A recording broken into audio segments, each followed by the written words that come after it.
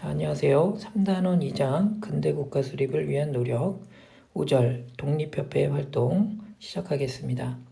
교과서 129쪽부터 131쪽의 내용입니다. 자, 독립협회의 줄을 그시고요. 오늘 공부할 내용의 가장 중요한 점은 두 가지입니다. 이 독립협회가 창립하게 된 배경 살펴보셔야 되고요. 두 번째는 이 독립협회가 어떤 활동을 했는가, 이렇게 두 가지를 중심으로 해서 공부하시면 될 것 같습니다. 자, 그러면 학습 내용을 정리해 보도록 하겠습니다. 자, 우선 독립협회 창립입니다. 배경, 아관파천 이후, 여기서 아관파천이라는 사건은 지난 시간에 배우셨듯이 러시아 공사관으로 왕이 피신했던 사건입니다. 연도는 1896년이고요. 자, 이 사건 이후에 당연히 러시아의 영향력이 커지게 되겠죠. 임금이 국왕이 러시아 공사관에 지금 머물고 있는 겁니다. 자, 그랬는데 이러한 영향력이 강화되는 상황이 서양 열강의 여러 나라들의 이권 침탈이 본격화되는 그런 원인이 됩니다. 자, 이게 왜 그런지 알기 위해서는 우리가 전에 배웠던 중요한 개념을 다시 한번 떠올리셔야 돼요. 바로 여기 우선 별표 치시고 최혜국 대우라고 적어봅시다. 최혜국 대우. 자, 기억나시나요? 최고로 혜택을 받는 나라로서 대우받는 조항이 되겠습니다. 자, 한번 설명을 다시 드려볼게요. 조선이 국왕이 러시아 공사관에 머무는 대가로 러시아에게 경제적 특권을 줍니다. 자, 그런데 이 러시아 외에 미국, 영국, 프랑스와 같은 서구 열강들이 러시아가 받은 특권과 동일한 특권을 받게 되는 조항이 바로 최혜국 대우예요. 그러니 당연히 서구 열강의 이권 침탈이 더욱더 강화될 수밖에 없겠죠. 자, 이런 상황 속에서 새로운 내각이 들어섰는데 정부의 우호적인 여론을 만들기 위해서 신문을 발간할 계획을 세우게 됩니다. 이때 이 신문을 창간하는 사람이 바로 서재필인데, 이 서재필은 우리가 이전에 배웠던 1884년 급진기아파가 일으켰던 갑신정변의 참여자였어요. 참가자였습니다. 갑신정변이라고 적어주시고, 자, 우리 이전에 봤던 사진을 다시 한번 살펴볼게요. 자, 급진기아파 인물들이 4명이 나와 있는데요. 김옥균, 박영효, 서강범, 그리고 요 맨 뒤에 서재필이 있습니다. 자, 서재필이 10여 년 만에 다시 고국에 돌아와 활동을 시작한 겁니다. 자, 그래서 이분은 우리나라에 돌아오셔서 정부의 지원을 받아서 독립신문을 창간하시는데요. 서재필과 정부 내 개혁 세력들이 이 독립신문을 창간한 이후에 우리의 독립을 상징하는 문을 건립하자라고 해서 모금운동을 벌입니다. 그래서 2번에다가는 독립문이라고 적어주시죠. 자, 이 독립문 건립을 추진하면서 독립협회가 창립이 됩니다. 자, 그래서 여기서 주의하실 점은 독립신문이 창간이 된 상태에서 독립문 건립운동이 일어나고, 그리고 이 모금한 기금들을 바탕으로 해서 협회가 또 만들어지는 것이 바로 독립협회가 되는 겁니다. 순서를 좀 알아두시면 좋을 것 같아요. 독립신문, 독립문 건립 추진, 그리고 독립협회 창립이 되겠습니다. 1896년입니다. 자, 여기 교과서에 사진이 있으니까 잠깐 살펴보시면 여기 현판에 독립문이라고 적혀 있습니다. 여기 옆에 태극기가 있고요. 우리의 자주 독립을 상징하는 문인데요. 프랑스 파리의 개선문을 본따서 만들었습니다. 자, 교과서 자료에 서재필 읽어보시면 선생님이 지금 방금 얘기했던 내용이 나와 있습니다. 서재필은 김옥균 등과 갑신정변을 일으켰던 인물로 일본에 망명했다가 다시 미국으로 유학하고 돌아와서 독립협회 결성에 참여했습니다. 자, 그러면 밑으로 가서 독립협회의 활동을 살펴보도록 하겠습니다. 우선 독립문을 건립을 다 했고요. 그리고 그 옆에 우리의 독립을 상징하는 건축물인 독립관을 조성을 하게 됩니다. 자, 그리고 민중들을 계몽하는 운동, 요 계몽이라는 단어는 몰랐던 것을 알게 하는 그런 활동들을 우리가 계몽이라고 합니다. 자, 계몽 운동의 일환으로서 대조선 독립협회 회복 잡지죠. 잡지를 간행을 하게 됩니다. 그리고 계몽을 위해서 토론회도 개최를 하고요. 자, 그러다가 이러한 계몽적 성격이 정치적인 성격으로 바뀌는 계기가 되는 사건이 있습니다. 이것이 바로 우리나라 최초의 대중집회인 만민공동회입니다. 우리 3번에다가 만민공동회라고 적어봅시다. 공동회. 자, 만민이 공동으로 모인 회의 이렇게 해석하시면 될 텐데요. 옆에다가 우리 역사상 최초의 근대적 대중집회입니다. 근대적인 형식을 갖춘 대중집회다.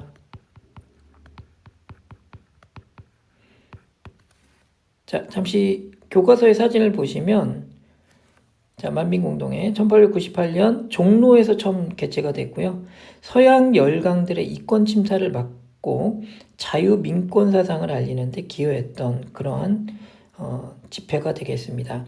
다시 본문으로 오셔서 자, 이 만민공동회가 개최되게 된 그 배경은요. 러시아가 영향력이 강화되고 다양한 우리나라에게 경제적 이권을 요구했을 때입니다. 자, 그리고 바로 이 시점에 고종이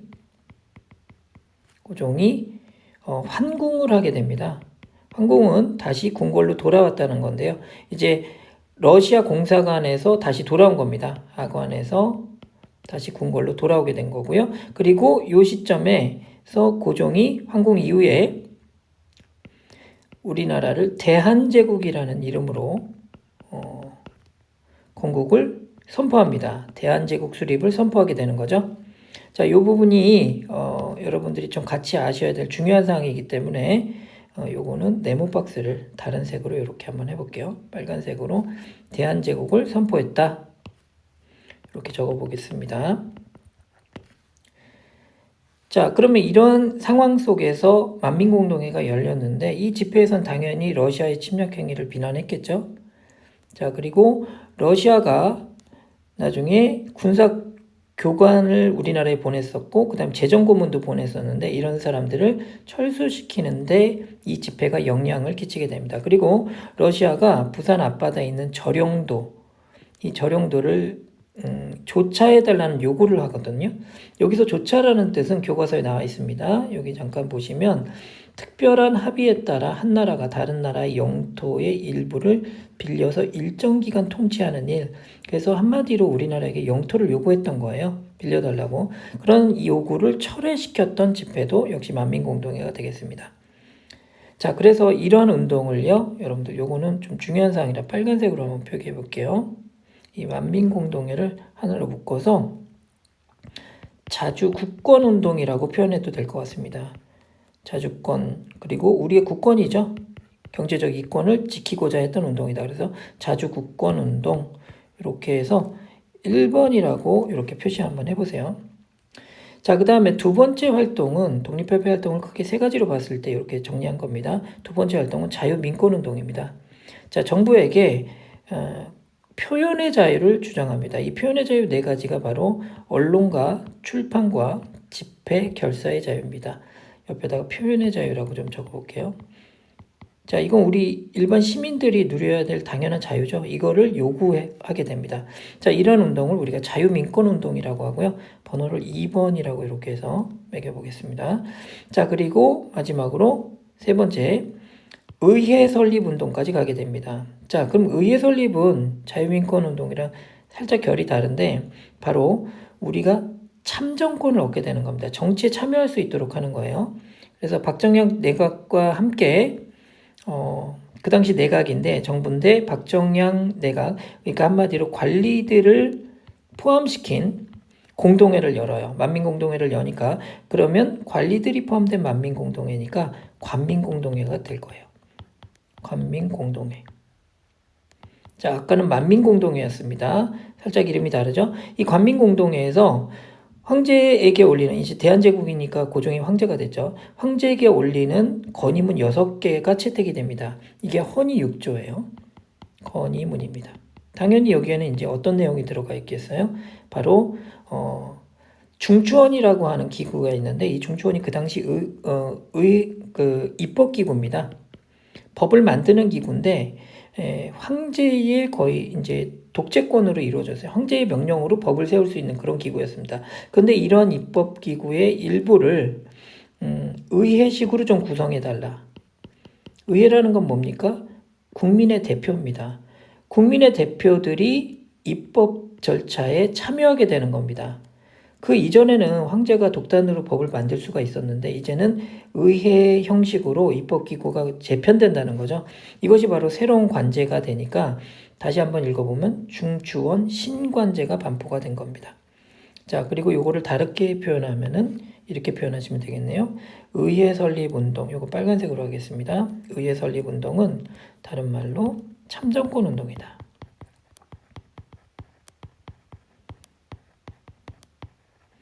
자, 그러면 여러분들 우리 형광펜으로 다시 한번 정리해 볼게요. 독립협회 활동을 크게 세 가지로 나눈다면 만민공동회를 통한 자주국권운동, 그리고 자유민권운동, 그리고 세 번째는 의회 설립운동인데 의회 설립운동은 우리가 참정권운동이라고도 볼 수가 있겠습니다. 자, 그 밑에 교과서 자료도 한번 읽어보시면 좋을 것 같습니다. 의회 설립과 관련된 내용이 담겨져 있습니다. 자, 그러면 다음 페이지로 넘어가 보도록 하겠습니다.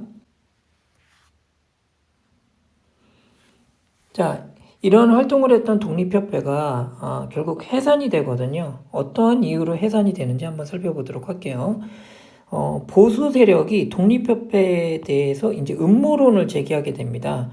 여기 일단 적고 설명을 좀 드릴게요. 5번에다가는 공화제라고 좀 적어볼게요. 공화제를 시행하려 한다고 모함을 했죠.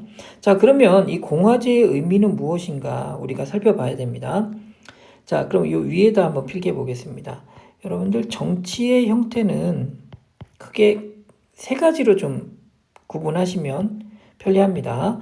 자, 정치의 형태를 한번 살펴보겠습니다. 자, 이렇게 해서 가지를 두 개를 쳐주시고요.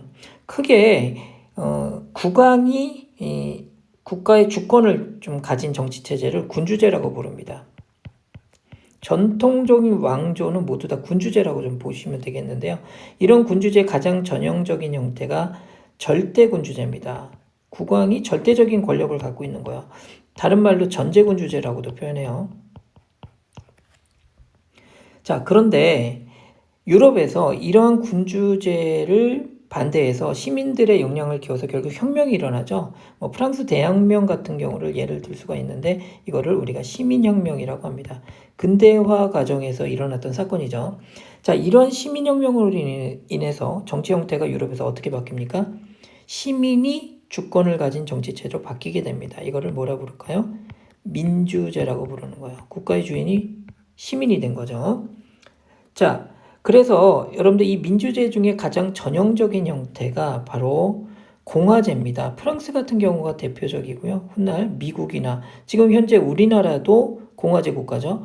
공화제라고 하는 것은 바로 뭐냐면은 국왕이 없는 체제입니다. 왕이 없는 체제를 공화제라고 불러요. 지금 현재 대통령이라든가 이런 체제가 있는 나라들은 모두 다 공화제 국가라고 보시면 되겠어요. 자, 그런데 여러분들이 오늘 알아두셔야 될 아주 재미난 체제가 여기 네모 박스에 들어가야 됩니다. 이게 바로 뭐냐면 영국과 같은 나라에 등장한 정치체제인데요. 이게 시민들과 군주 사이에 어떤 정치적 타협에 의해서 나타난 아주 재미난 통치체제입니다. 정치 형태입니다. 이게 바로 뭐냐면 국왕이 자신의 권력을 포기하고 그냥 군림만 하는 겁니다. 존재만 하는 거예요. 그러니까 실질적인 권한은 거의 갖고 있지 않은 군주제가 나타나게 되는데 이거를 헌법을 설립하고 그러니까 한마디로 헌법이 국가의 절대적인 권력인 거죠. 헌법에서. 그래서 이걸 법이 다스린 나라라 그래서 이제 법치주의 국가라고도 하는데 이 헌법이 중심이 된 나라고 그리고 이 밑에 군주가 군림하는 자, 많이 들어보셨죠? 입헌군주제라는 체제가 등장하게 됩니다. 뭐 대표적인 나라가 영국이라든가 여러 왕정 국가들입니다. 옆에 나라 일본도 입헌군주제 국가라고 보시면 되겠어요. 천황이 지금 현재 존재하고 있죠. 실질적인 권력은 갖고 있지 않습니다. 자, 이러한 나라들이 입헌군주제입니다. 역사적으로 봤을 때 군주제와 이 시민들이 타협한 어떠한 그런 복합적인 정치 형태라고 보시면 되겠어요. 자, 그러면 여기에서 빨간 펜을 준비를 하시고 다른 색깔로 한번 필기를 한번 해볼게요. 빨간 펜으로. 자, 그랬을 때 입헌군주제는 그 당시 고종이 생각을 할 수 있었던 체제였어요. 그러니까 한마디로 독립협회의 활동은 입헌군주제를 표방하고 있었습니다.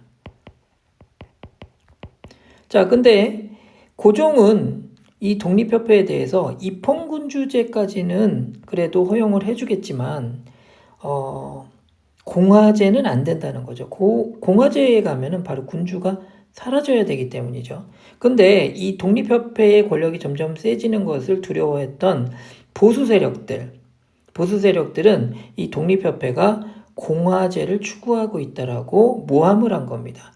이거에 대해서 고종은 독립협회를 해산을 시키게 되는 거예요. 자, 이렇게 이해를 하셔야 됩니다. 자, 그래서 고종이 다시 파란색으로 들어가겠습니다. 자, 고종이 독립협회 해산을 명령을 했고요. 독립협회가 이때 만민공동회를 열면서 집회를 열면서 계속 저항을 했는데 결국은 황국협회라고 하는 단체를 이용을 해서 그리고 군대를 동원해서 강제 해산을 하게 됩니다. 이때가 1898년이 되겠습니다. 교과서에 보면 황국협회에 대한 간략한 설명이 되어 있어요. 독립협회의 활동에 맞서기 위해서 만들어진 조직입니다. 보수 세력이 만들었겠죠. 근데 그 당시 이제 상인들을 중심으로 해서 조직이 됐어요. 그렇게 해서 보시면 되겠습니다. 자, 그러면 마지막 4번입니다. 독립협회에 대한 역사적 평가. 자, 역사적 의의를 먼저 보신다면 자주 국권을 확립하려고 했던 단체였고 민권의식도 고취했고요. 그리고 여러 가지 다양한 근대적인 활동들, 근대화를 지향하는 여러 가지 활동들을 했습니다. 특히 민주주의를 지향했던 뭐 입헌군주제라든가 아니면 참정권 운동이라든가 이러한 근대 국가를 수립하려는 운동을 했다. 자, 반면에 한계는 뭡니까? 그 당시 의병항쟁이라고 해서 지난 시간에 배웠던 을미의병을 비롯해서 EX 을미의병이라고 적어볼게요. 자, 이러한 의병항쟁에 대해서 좀 부정적인 시각을 가지고 있었어요. 한마디로 개화 사상을 가진 좀 엘리트 계층이 중심이 돼서 이 나라의 자주적인 근대화 이런 것들을 이루어야 된다라고 봤고 이러한 무장투쟁에 대해서는 긍정적이지 못한 태도를 보였다. 이렇게 정리하시면 될 것 같습니다. 자, 그러면 오늘 내용은 여기까지입니다. 수고하셨습니다.